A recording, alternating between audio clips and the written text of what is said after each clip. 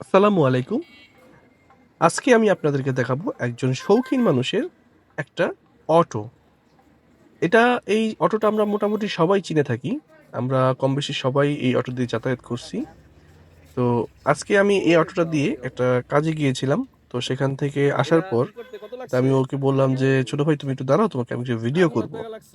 তো সবচেয়ে আশ্চর্যজনক ব্যাপার যেটা হলো, মানে ছেলেটা তার অটোটাকে এমন সুন্দর করে সাজিয়েছে, এটা তার ভাইয়ের অটো। তো এই যে দেখছেন যে আপনারা অটোর যে হ্যান্ডেল থাকে সেই হ্যান্ডেলটা চেঞ্জ করে এখানে গাড়ির স্টিয়ারিং বসানো হয়েছে, প্লাস এক্সেলেটর এবং ব্রেকিং এর জন্য তার সুন্দর করে একটা গাড়ির এক্সেলেটর এবং ব্রেক লাগাইছে। আর সৌন্দর্যের জন্য প্লাস্টিকের যে আহ, ঘাস কার্পেট গুলো পাওয়া যায় সেই ঘাস কার্পেট গুলো লাগাইছে। উপরে গান শোনার জন্য সে মিউজিক সিস্টেমও করছে। সবচেয়ে মজার যে ব্যাপারটা হলো, এবং হর্ন দেওয়ার জন্য সে প্রাইভেটের হর্ন লাগাইছে। মানে আমার কাছে এই ব্যাপারটা খুব ভালো লাগলো।